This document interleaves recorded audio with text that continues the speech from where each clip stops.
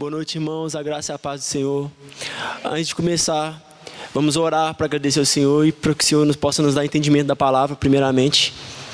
Senhor Jesus, eu venho agradecer ao Senhor, Pai, por cada um dos meus irmãos que aqui estão, Senhor, e pedir ao Senhor que traga a luz da Tua palavra, Pai, a verdade aos nossos corações, Senhor Jesus Cristo.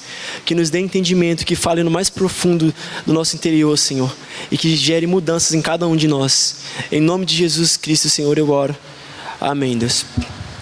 Então, meus irmãos, como o pastor disse, ele começou expondo a epístola de Paulo aos Filipenses, do capítulo 1, do versículo 1 ao versículo 11. Eu vou dar continuidade hoje, do versículo 12 ao 19. Então, abra a Bíblia de vocês comigo no Filipenses, capítulo 1, do versículo 12.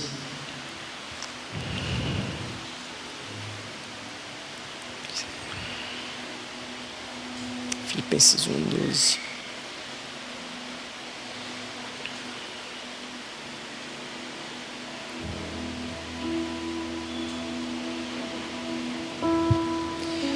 Na minha Bíblia diz assim: quero ainda, irmãos, cientificar-vos de que as coisas que me acontecem têm antes contribuído para o progresso do Evangelho, de maneira que as minhas cadeias em Cristo se tornaram conhecidas de toda a guarda pretoriana e de todos os demais. E a maioria dos irmãos, estimulados no Senhor por minhas algemas, ousam falar com mais desassombro a palavra de Deus. Alguns, efetivamente, proclamam a Cristo por inveja e porfia. Outros, porém, o fazem de boa vontade.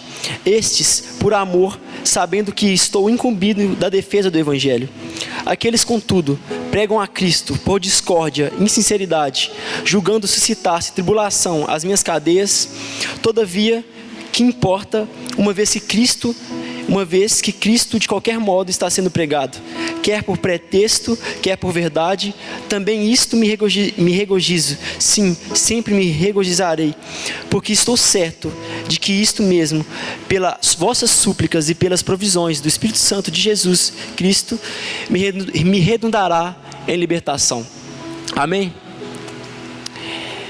E voltando ao que o pastor pregou semana passada, na quarta-feira passada, é interessante nós olharmos, como nós podemos observar nos versículos anteriores, como Paulo tem um olhar voltado para Deus, com a gratidão de Paulo pelos irmãos de Filipenses, e pelos irmãos na fé, os irmãos que estão em Filipos. Então Paulo ele escreve essa carta agradecendo a Deus pela obra que Deus tem feito na vida deles, e isso é grandioso. Porque por mais que Paulo é preso, ele se alegra na evolução dos irmãos. Nos irmãos que com ele fazem parte da graça de Deus. Ou seja, nos irmãos que com ele foram alcançados pela graça de Deus, pelo esse favor de Deus. E isso é incrível, isso mostra o amor de Paulo, acima de tudo com Deus, demonstrado com os irmãos. Isso é grandioso, isso é maravilhoso, que nós podemos observar esse amor, esse olhar não para si, mas para Deus primeiramente e para os irmãos, como nós podemos ver como foi pregado. E Paulo, ele faz uma oração do versículo 9 a 11, Paulo, que diz assim: e também faço esta oração, que o vosso amor aumente mais e mais, em pleno conhecimento e toda a percepção, para aprovardes as coisas excelentes e serdes sinceros e inculpáveis para o dia de Cristo, cheios do fruto de justiça, o qual é mediante Jesus Cristo, para a glória e louvor de Deus. Então Paulo ele faz essa oração para que o amor dos irmãos de Filipos aumentassem em conhecimento e percepção. Um amor com conhecimento, um amor com percepção, para que esse amor ele aumentasse para com os irmãos. Então Paulo está falando desse amor, e ele está falando para que eles sejam cheios dos frutos de justiça, a quais são mediante a Cristo Jesus. E os mesmos frutos que Jesus relata, que é relatado no Evangelho segundo escreveu João, no capítulo 15, qual Jesus diz: eu sou a videira. Como Jesus diz assim, lendo para vocês capítulo 15 de João, ele diz assim: eu sou a videira verdadeira, e meu pai é o agricultor. Todo ramo que estando em mim não der fruto, ele corta. E todo que dá fruto, limpa, para que produza mais fruto ainda. Vós já estáis limpos pelas palavras que vos tenho falado. Permanecei em mim, e eu permanecerei em vós. Como não pode o ramo produzir fruto por si mesmo, se não permanecer na videira, assim nem vós pode dar fruto se não permaneceres em mim. Eu sou a videira, vós os ramos. Quem permanecer em mim e eu nele, esse dará fruto, porque sem mim nada podes fazer.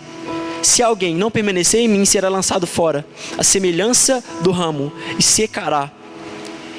E o apanharão, lançarão no fogo e o queimarão. Se permanecerdes em mim e as minhas palavras permanecerem em vós, pedireis o que quiseres e vos será feito. Nisto é glorificado meu Pai, em que dê muito frutos, e assim vos torneis meus discípulos. Então, isso é grandioso, que Paulo ele fala desses frutos, ao qual vem por meio de Jesus Cristo, permanecendo em Jesus, permanecendo, guardando a palavra do Senhor, o qual o próprio Jesus diz: eu sou a videira. Então Paulo está falando desses frutos de justiça que vem permanecendo em Jesus, que vem somente permanecendo em Jesus Cristo. E ele está falando desse amor, que o amor dos irmãos possam aumentar, que o nosso amor possa aumentar. E é incrível como, e no capítulo 12, ele já vem falando: quero ainda, irmãos, cientificar-vos de que as coisas que me aconteceram têm antes contribuído para o progresso do Evangelho. É incrível, porque como nós falamos de Jesus e do Evangelho, Paulo ele está falando aqui também que as coisas que aconteceram a ele fizeram parte para o progresso do Evangelho. O Evangelho, ele nos chama a olhar para fora, a não termos um olhar fixos em nós mesmos. O Evangelho é a vida, e a vida em abundância, como Jesus disse: eu vim para que tenham vida e vida em abundância. Então o Evangelho é o poder da salvação de Deus para conosco. Então é esse poder de Deus para nos salvar. E Paulo está falando que tudo que aconteceu com ele foi para o progresso do Evangelho.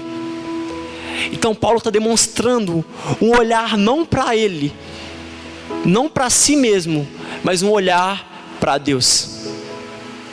A todo tempo ele está mostrando esse olhar para Deus. E isso é grandioso, porque se nós pegarmos para ler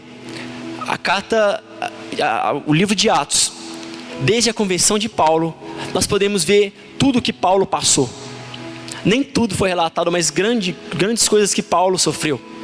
Tanto perseguições, quanto Paulo foi açoitado, perseguido. Paulo ele foi apedrejado quase até a morte.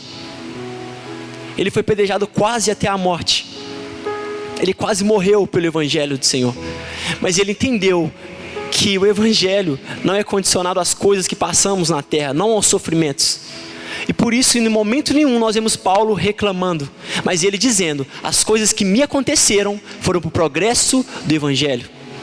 Então as coisas que eu passei, por mais que eu quase morri, por mais que eu estou preso, tudo que me acontece é para a honra e glória de Deus. Como ele mesmo diz no versículo 11: para cheios de frutos de justiça, o que mediante Jesus Cristo, para a glória e louvor de Deus. Ele não está reclamando da situação dele em momento nenhum, como nós vamos ver continuando à frente. Em momento nenhum nós vemos Paulo reclamando do que ele está passando, mas dele com os olhos voltados para o Senhor em todo momento, com os olhos voltados para o Evangelho do Senhor. Isso é grandioso, porque como infelizmente muitos de nós reclamamos por muitos motivos, mas Paulo não, ele está dizendo que tudo o que me aconteceu foi para o progresso do Evangelho, foi para a honra e glória de Deus. Então isso é grandioso. E continuando no versículo 13, Mas antes de continuar no versículo 13, aqui esse Paulo falando sobre movido pelo Evangelho, nos mostra o motivo de Paulo. Nos mostra que Paulo, ele é movido pelo amor a Deus.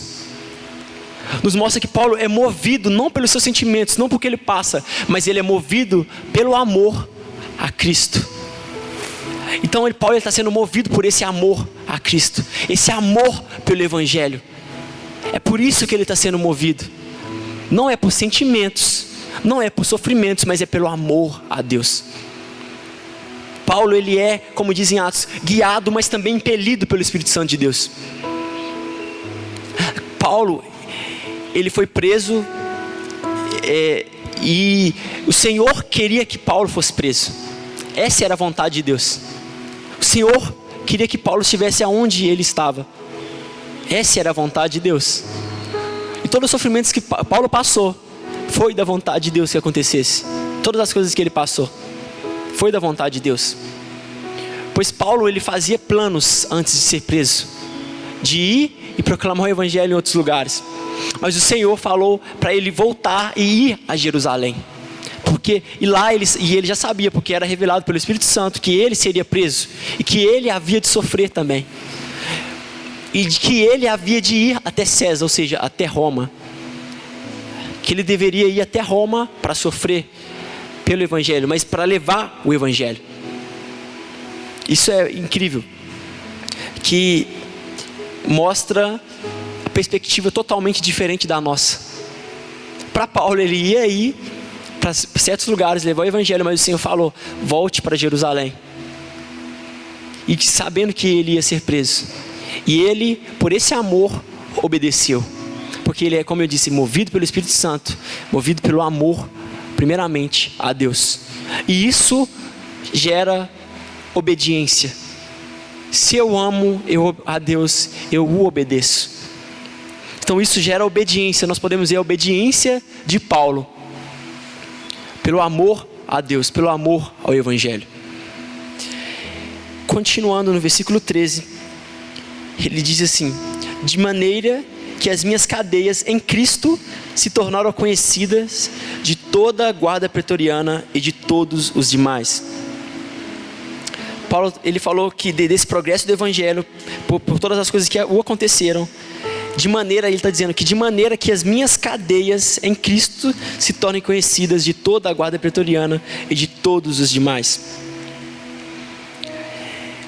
Isso é incrível que Paulo está dizendo. A cadeia que para muitos, olhares de muitos, está sendo como prisão, está servindo de portas para o Evangelho. Pois quem abre as portas é Deus e não o homem. Paulo está mostrando que quem está abrindo a porta é Deus. Por mais que o homem olha e fala, ele está preso, não, o Evangelho está se proclamando, avançando. É o progresso do Evangelho. Por mais que pareça para os homens que aquilo é uma cadeia que vai parar o Evangelho, mas não. A cadeia é em Cristo, e ele está dizendo que a cadeia dele é em Cristo. Porque ele reconhecendo a soberania de Deus, e reconhecendo que é da vontade de Deus que ele seja preso. Ele não está dizendo eu fui preso por Roma, mas eu sou preso por Cristo. Porque é da vontade de Cristo que eu esteja aqui. É da vontade de Deus que eu esteja onde eu estou. Não por causa do homem, mas por causa do soberano Deus. Porque é Ele quem controla todas as coisas. Então é Deus que colocou ele naquele lugar. É Deus, ele se considera preso por Cristo. Ele se considera preso por Cristo. E o motivo dele ser preso se tornou conhecido: Cristo Jesus. As cadeias que para muitos como porta fechada, mas eram porta abertas para o Evangelho. E para muitos, aquilo que parecia difícil de ser um avanço do Evangelho. Não, ele está dizendo, isto é o avanço do Evangelho. Porque a palavra não é minha, a palavra é de Deus. Porque quem está fazendo não sou eu, quem está fazendo é Deus. E continuando assim, como ele considerou que a cadeia deles é em Cristo, se tornando conhecida de toda a guarda pretoriana e de todos os demais. Isso é grandioso, porque o Evangelho é o poder de Deus para a salvação de todos, como eu disse, para a salvação de todos os homens, sem exceção. Pois Deus, Ele quer salvar todos os homens. Sim, Deus quer salvar todos os homens. Por mais que todos os homens não serão salvos, mas Ele quer salvar todos os homens. Pois Deus amou o mundo de tal maneira que deu seu Filho unigênito para todo aquele que nele crê não pereça, mas tenha vida eterna. Paulo não está olhando para aquele homem, para aquela guarda pretoriana, como uma guarda, apenas como uma guarda. Mas ele está olhando para aquele homem, para eles como os homens que precisam ser alcançados pelo Evangelho. É assim que Paulo, essa é a perspectiva de Deus. Para Paulo, aqueles homens são aqueles homens que estão o prendendo, mas para Deus não, aqueles homens que precisam ser alcançados por Deus. Totalmente diferente daquilo que ele imaginava ou que ele pensava. Que os homens pensavam, na verdade. Pois Paulo, ele vivia com a perspectiva de Deus, com um olhar fixo em Deus, não em si mesmo, com um olhar fixo no Evangelho, entendendo que o Evangelho é esse poder para salvar todos os homens.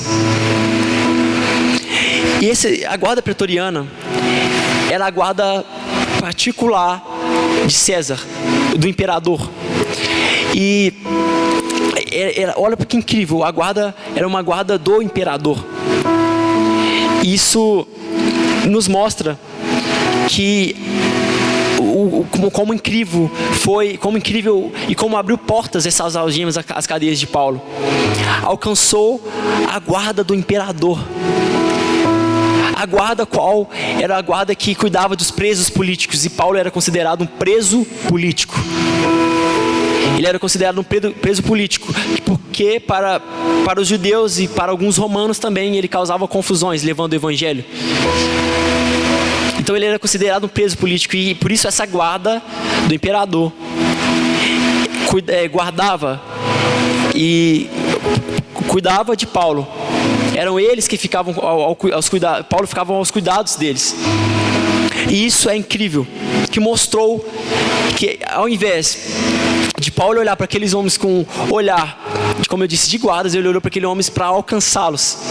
Então, isso é muito interessante, que Paulo pôde pregar o evangelho para o regime mais fechado de soldados do Império Romano, para o regime mais fechado, para a guarda do imperador.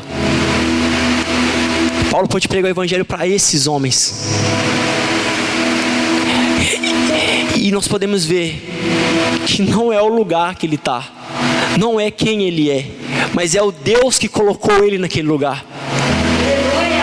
É o Deus que quer fazer através da vida dele. Não é sobre ele, não é sobre a situação que ele estava vivendo, mas que é sobre o lugar que Deus o colocou para ser bênçãos em outras vidas, para alcançar outras vidas, alcançar outros homens. E continuando, isso é incrível, que alcançou vários homens. E como eu disse, imagina nós presos por causa do evangelho, guardas aos nossos cuidados, e eu olhar para aqueles guardas com a perspectiva de Deus. Porque eu olhar para aqueles guardas como homens que precisam ser alcançados, não como os homens que me guardam, mas como os homens que precisam ser alcançados. É totalmente diferente da perspectiva humana de olhar para si, mas é um olhar para Deus. É um olhar para Deus. E no versículo 14, que diz assim: e a maioria dos irmãos, estimulados no Senhor por minhas algemas, ousam falar com mais desassombro a palavra de Deus. Olha aqui mais uma vez que quão grandioso é o plano e a soberania de Deus. Os irmãos foram estimulados pelas algemas de Paulo a irem pregar o evangelho. Os irmãos, porque em Roma já tinha igreja, já havia uma igreja em Roma. E com a chegada de Paulo, os irmãos foram estimulados a pregar ainda mais o evangelho. Ou seja, quando fala aqui com mais desassombro a palavra de Deus, com coragem. Eles ousaram pregar com coragem a palavra de Deus, pelas algemas de Paulo. Eles foram estimulados a irem a pregar a palavra de Deus com coragem, de irem e levar o evangelho de Cristo com coragem.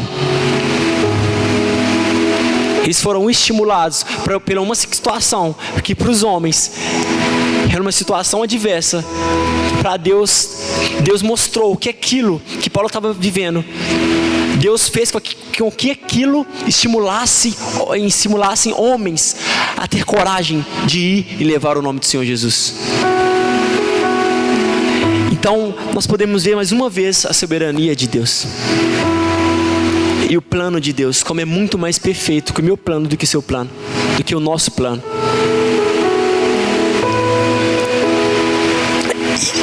E continuando, alguns efetivamente proclamavam a Cristo por inveja e porfia. Outros, porém, o fazem de boa vontade. Paulo está relatando que muitos desses irmãos que foram estimulados a pregar o evangelho, eles proclamavam a Cristo por inveja e porfia. Mas outros, porém, faziam por amor. Então, isso nos mostra que alguns irmãos foram estimulados pelos motivos errados. Alguns irmãos, eles foram motivados a pregar a Cristo pelos motivos errados.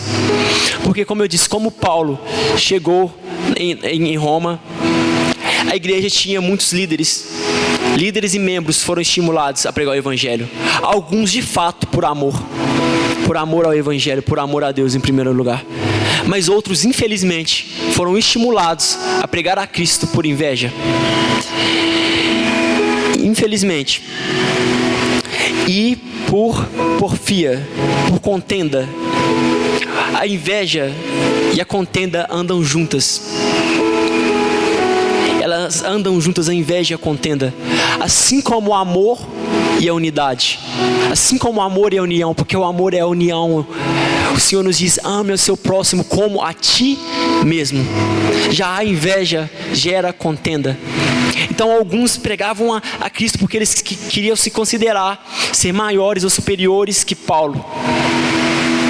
Porque Paulo ele era reconhecido como um pregador do evangelho, e ele era reconhecido de que todos o conheciam, que ele estava preso por levar pelo evangelho de Jesus Cristo. Então muitos foram incentivados pelo fato do amor ao evangelho, mas outros foram incentivados por inveja e porfia. Isso nos mostra que, infelizmente, até nos dias de hoje, temos isso nas nossas igrejas. Você pode estar fazendo a coisa certa, mas pelo motivo errado. Nos mostra que nós podemos estar fazendo a coisa certa, eles estavam pregando o evangelho, mas pelo motivo errado, pelo motivo com olhar para si, querendo engrandecer o seu próprio nome e não o nome do Senhor Jesus.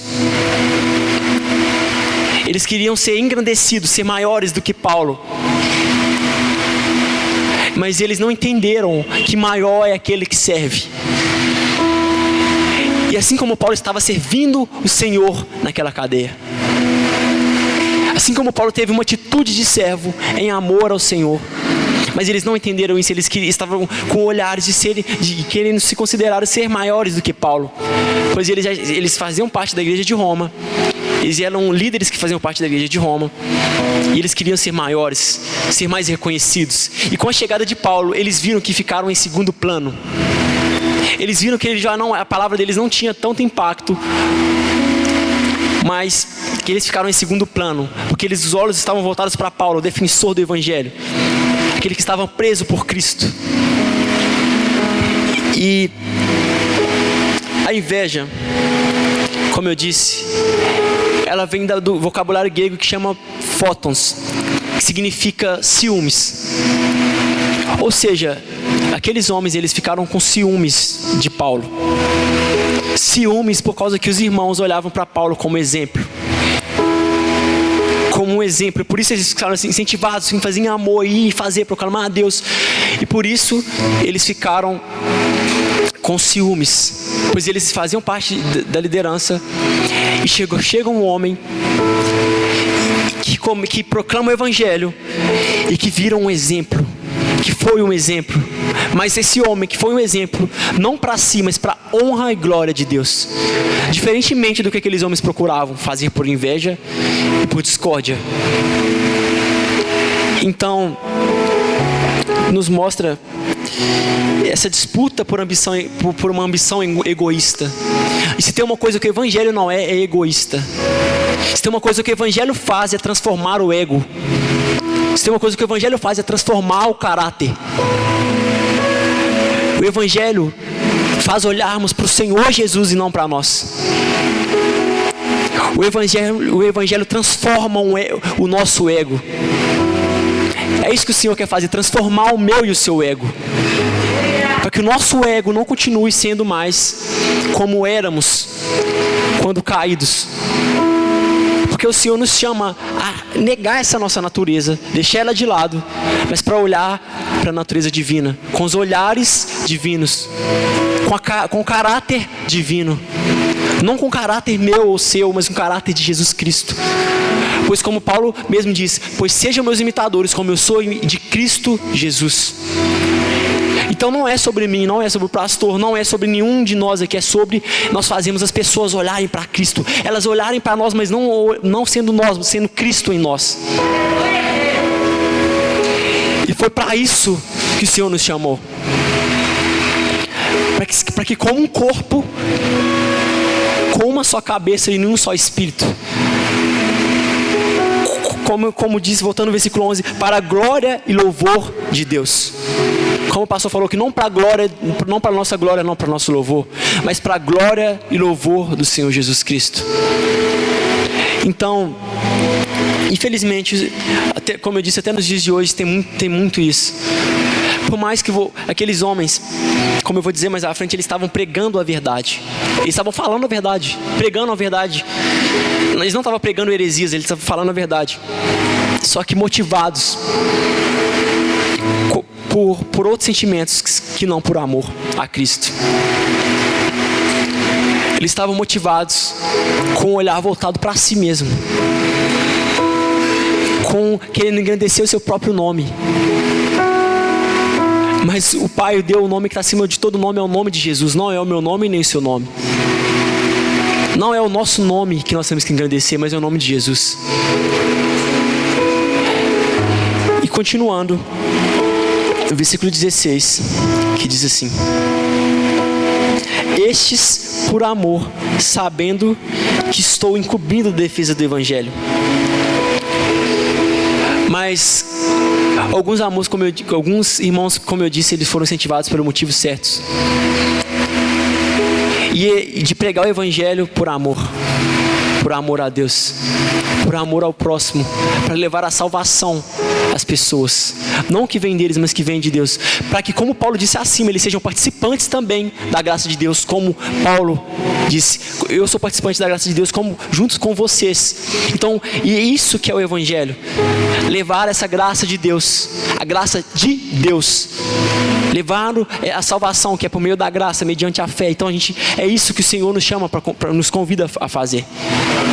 Quando nós vivemos Ele de verdade, é isso que nós temos que fazer. Não com motivações erradas, mas com a motivação do amor, movidos pelo amor e movidos pelo Espírito Santo do Senhor Jesus. Então, e aqueles irmãos, eles entenderam que Paulo, eles estavam incumbindo de levar o Evangelho. Eles entenderam que Paulo estava preso lá por causa do Evangelho. Diferentemente de que talvez até aqueles irmãos, eles se alegraram com a prisão de Paulo, não entendendo que a prisão de Paulo engrandecia o nome do Senhor Jesus. Era para a honra e glória de Deus, não entendendo que Paulo estava no centro da vontade de Deus, não entendendo que Paulo estava debaixo da soberania e do controle de Deus. Então por isso muitos se alegraram e se encheram de inveja de Paulo e de porfia, ou seja, de discórdia. Mas glória a Deus que muitos faziam por amor a Jesus. E no versículo 17, que diz assim: aqueles, contudo, pregam a Cristo. Paulo está dizendo, eles pregam a Cristo, eles pregam a verdade. Seja por inveja, seja por porfia, seja por amor. Eles estão pregando a verdade. Por discórdia, insinceramente, julgando suscitar tribulações às minhas cadeias. Paulo está dizendo, aqueles contudo, eles pregam a Cristo. Por discórdia, insinceramente, ou seja, sem sinceridade no coração. Eles pregam a Cristo, mas sem sinceridade no coração. Eles pregam a Cristo, mas sem viver de verdade. Isso que o Paulo está dizendo, eles pregam a Cristo, mas não vivem de verdade. Eles pregam a Cristo, mas não têm a motivação verdadeira. A motivação deles é promover a si mesmo, não promover o nome de Jesus. Por mais que eles façam isso, mesmo não entendendo, mas a motivação deles no coração é errada. Está errada. E eles pensavam, como Paulo disse, julgar, suscitar tribulação às minhas cadeias. Eles pensavam estar trazendo um sentimento, ou seja, possa ser de tristeza a Paulo. Eles imaginavam estar trazendo um sentimento de tristeza a Paulo, de trazer tribulação a Paulo, pois eles pensavam estar se engrandecendo com Paulo na cadeia, se engrandecendo, mas eles estavam engrandecendo o nome do Senhor Jesus, mesmo sem entender, mesmo pela motivação errada, eles engrandeciam o nome de Jesus, pensando trazer tribulação a Paulo, mas não era isso que eles faziam, que acontecia. Paulo, eles pensavam, como eu disse, por engrandecer o seu nome, pensando em ser maiores que Paulo, está trazendo tristeza a Paulo. Mas eles não entendiam que o que mais era importante para Paulo não era o seu próprio nome, mas era o nome de Jesus. Era o nome de Jesus. Que o que ele importava era com engrandecimento, com a grandiosidade do nome de Jesus e com a proclamação do Evangelho. E por isso Paulo vem e diz no versículo 18: todavia, que me importa, uma vez que Cristo de qualquer modo está sendo pregado, quer por pretexto, quer por verdade, também com isso eu me regozijo, sim, sempre me regozijarei. Paulo está dizendo assim, que todavia, por mais que eles não pegam a Cristo por motivos verdadeiros, eu vou me alegrar, porque minha alegria não está condicionada a homens, minha alegria está condicionada ao Senhor Jesus Cristo. Minha alegria está condicionada ao nome, eu engrandecer o nome de Jesus, não o meu próprio nome.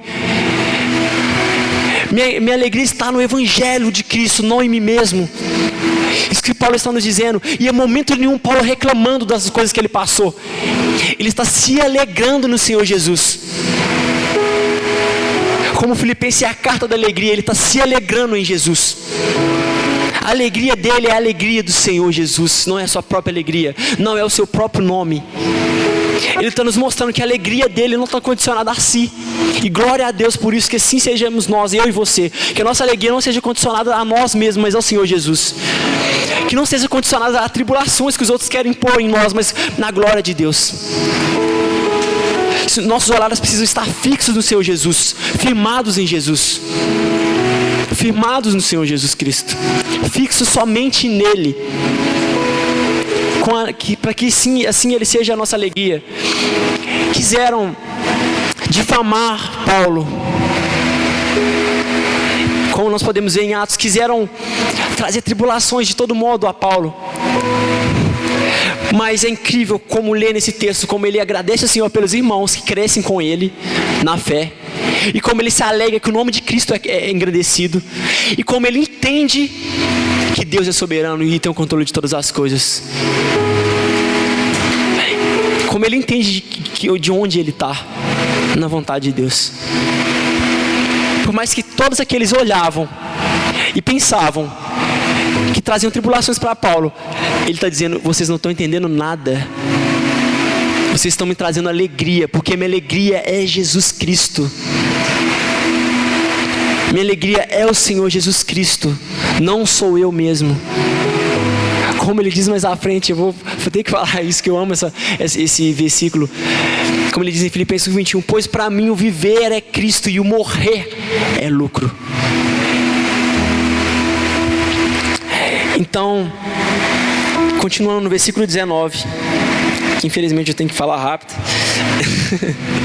que diz assim: porque estou certo de que isto mesmo, pelas vossas súplicas e pelas vossas provisões do Espírito Santo de Cristo, e pelo Espírito de Jesus Cristo, me redundará em libertação.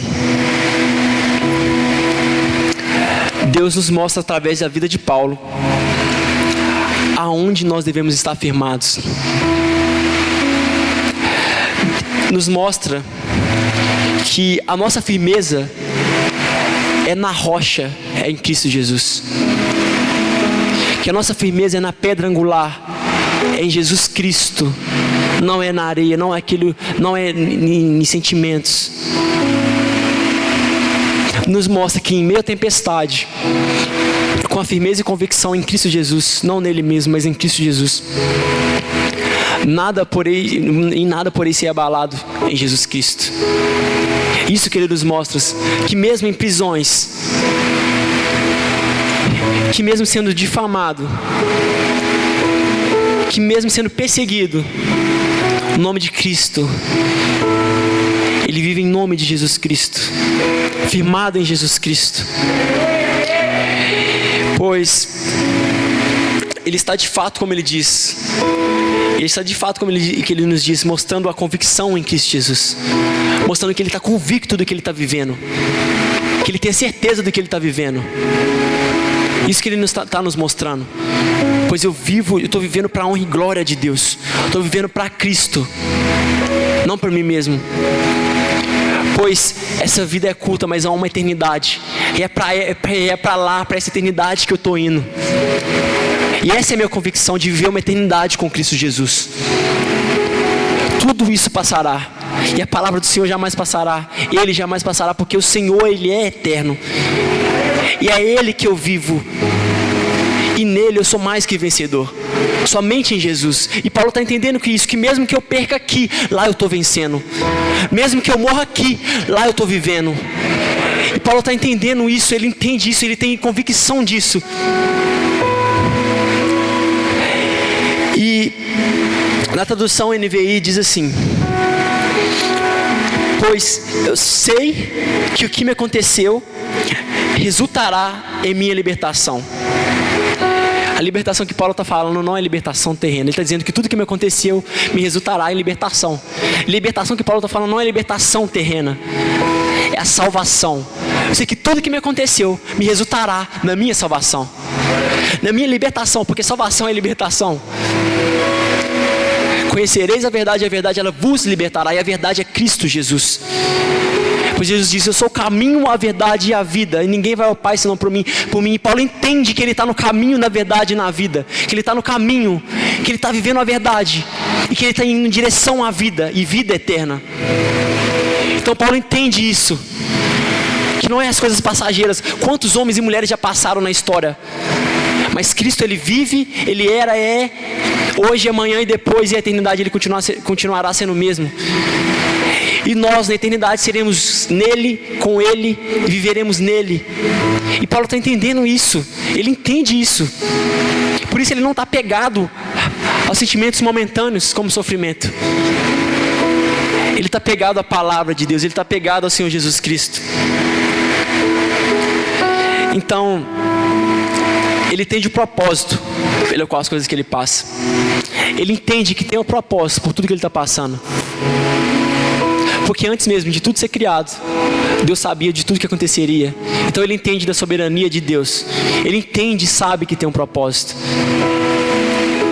Porque nós vivemos no tempo, mas Deus é atemporal. Para Deus não existe tempo, foi Deus que criou o tempo. Deus, Ele é eterno. Ele sabe que Deus colocou Ele lá.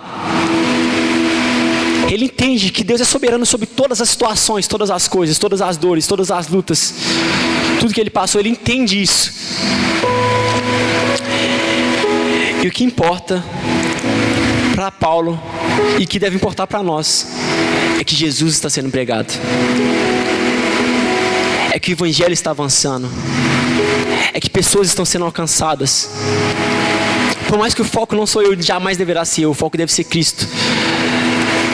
E o foco não deve ser meu, não deve ser nosso. A vida de um cristão, o foco é Cristo. É Cristo que é o nosso foco, Cristo é o centro.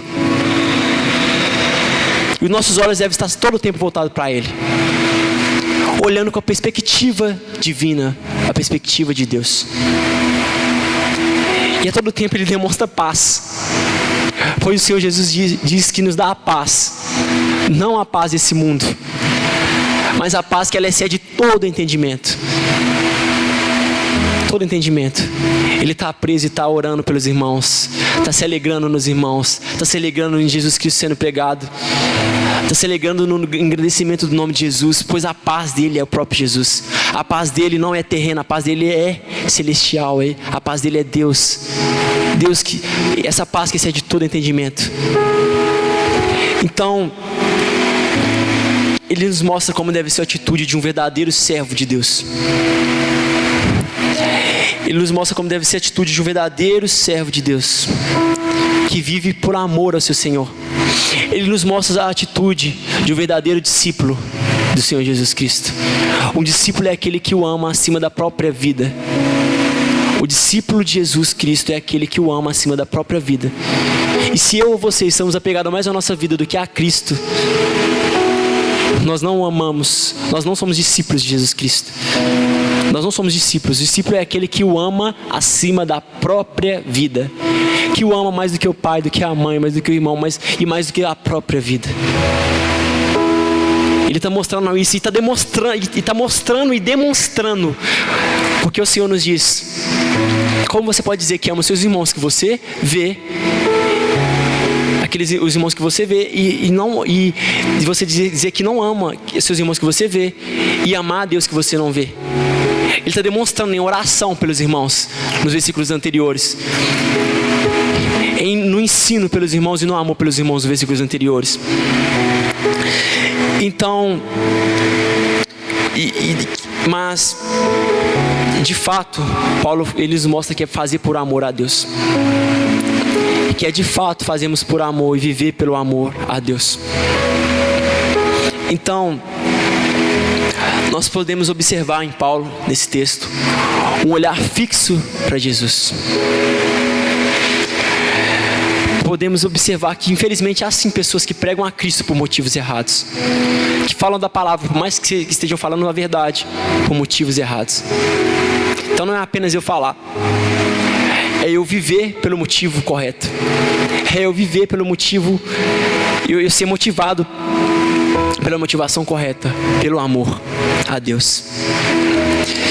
Então, nós também podemos ver que Paulo foi bênção aonde ele estava.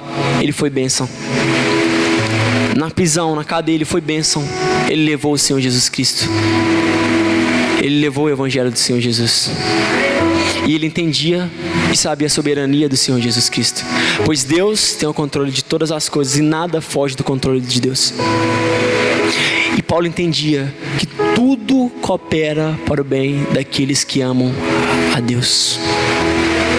Por mais que mesmo que ele morresse, como aconteceu, ele entendia que tudo coopera para o bem daqueles que amam a Deus. Eu teria muito mais para falar, mas já deu a hora. Então, que essa palavra possa ter edificado ao coração de cada um de nós, que Deus possa ter falado ao coração de cada um de nós. E o prazer da noiva está na alegria do noivo. Como Paulo demonstra, o prazer da noiva, e nós somos a noiva de Cristo, o nosso prazer está na alegria do noivo. Se nós estamos dando alegria para o noivo, no meio dos sofrimentos, no meio das lutas, esse é o nosso prazer. Amém? Uma oração para a gente terminar. Senhor Jesus Cristo, eu venho primeiramente agradecer ao Senhor Jesus Cristo, pois nada...